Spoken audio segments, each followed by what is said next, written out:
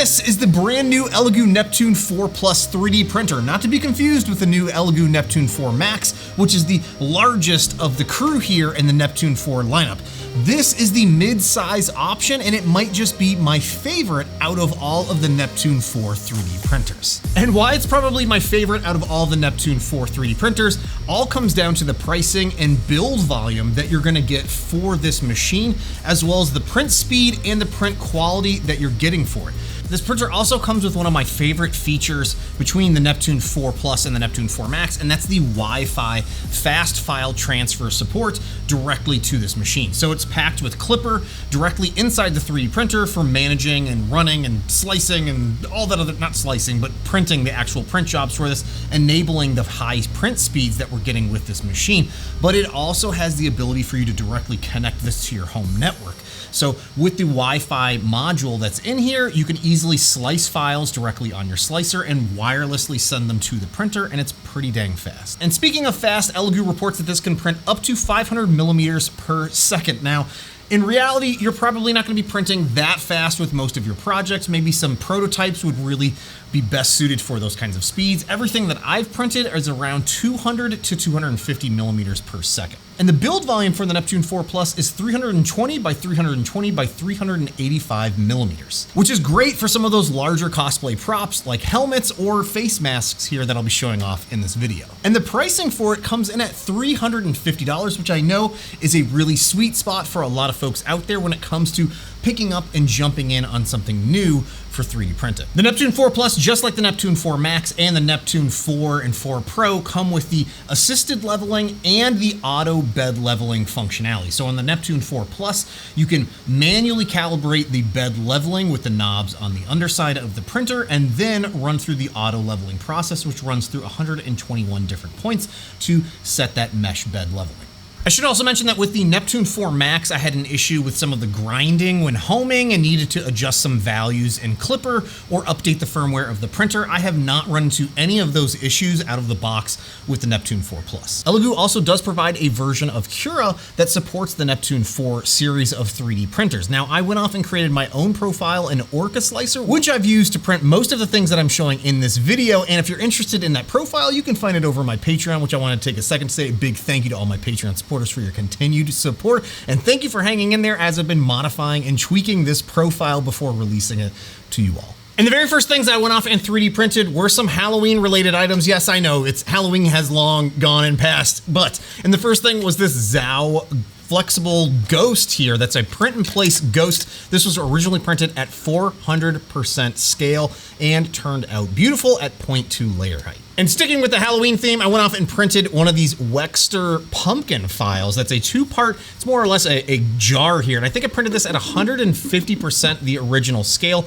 at 0.24 layer height. And it was somewhere around a 12 to 13 hour print for this entire thing, and is super clean looking. Again, really liking what I'm seeing so far with this printer. For the most part, have been getting nothing but really great looking prints off of this. A little bit of stringing here and there, which I'll talk about in a little bit. Now, Mark Rober released a 3D printable Nerf blaster type thing here that is again, it's all print in place, and you can stretch this back to fire a dart, which is pretty cool. This is like a 3.5 hour print at 0.2 layer height here on the Neptune 4 Plus. Again, super clean. Everything functions as it should. Nothing's breaking or snapping, and it's pretty tight with the tolerances there and allowing me to pull that back and get a good spring-loaded action when shooting those darts. The next file that I printed is from 3D Print Bony, and it's of this crazy string art skull. I scaled this up by, I think, 200% or 300% of the original size, and it did indeed do some of the stringing as intended, but some of the strings ended up catching on themselves and not fully printing as they should. But I don't think it was intended to be scaled up to this size, especially with the default 0.4 millimeter nozzle that comes standard on the Neptune 4 Plus. But overall, this printed better than I was expecting. This next one printed perfectly. This is the Phantasm mask by 3D Craftsman, and it was printed at 0.24 millimeter layer height and took 12 hours to print. This is also using the new Elegoo Galaxy Black PLA, which is sort of a bluish, purplish, glittery filament that I'm just in love with. And the details on this just came out so good. It's such a clean looking print. Highly recommend this if you have the Neptune 4 Plus. Now I can't make an Elegoo Neptune video without printing an Eastman bust, and this printed at 0.2 layer height and took about 17 hours for this to print. The base was printed, I think, at 0.28 millimeter layer height, so it's a little chunkier with the lines. And check out how clean the details are on the face of this print. Eastman just does an amazing job with his files, all support free as well. I then found this amazing file by Mimetech 3D of a Bony Basilisk. It's just a articulating bony skeleton, and unfortunately my first attempt at this failed. I'm not entirely sure what happened, but yeah, I think it was like a massive layer shift, and I ended up catching this and stopping the print, unfortunately. But I went off and reprinted it, and it came out so good. I mean, again, the biggest issue that I'm running into with this machine so far is, just like the Neptune 4 Max, is some of the stringing when it comes to the different filaments that I'm working with. So I don't know if it's definitely just a matter of me going in and tuning some of my profiles and the temperatures for that, but this overall just is such a fun print. One of these files that you, like, honestly, I can't recommend this enough that you go and print this for yourself. It's just a really fun one, and it even snaps together and allows you to make it stiff and posable in certain places, and you can pull it apart as well. Look, completely, more or less pretty stiff.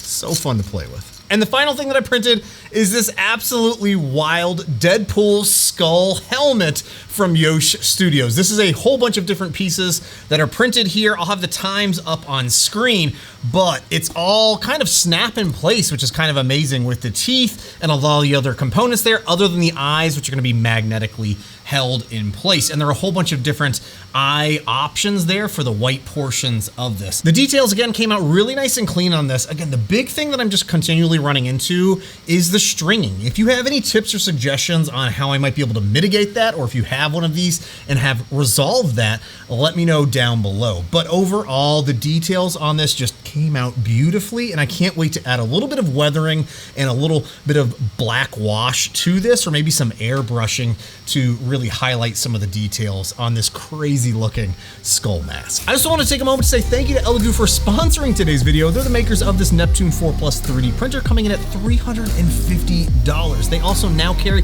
a variety of other filament options that you can find over on Amazon or directly on their website that I'll have linked to down below. Now, there are a few things that I wanted to call out about this machine that I wanted to make sure you're aware of. The first and biggest one, in my opinion, is that currently there is only a 0.4 nozzle option, and it's a custom nozzle that Elegoo has gone with for this machine, and currently you can only get that directly from them. They are working on other size options that they should have up on their Amazon storefront here, hopefully very soon. As soon as they do, I'll be making some videos showing off what I can print with a 0.6 nozzle, as well as hopefully a 0.8 millimeter nozzle option for the Neptune 4 Plus and the Neptune 4 Max. And while I've been able to print a bunch of things on the Neptune 4 Plus, I unfortunately ran into a massive clog and unfortunately was not able to get this cleaned up.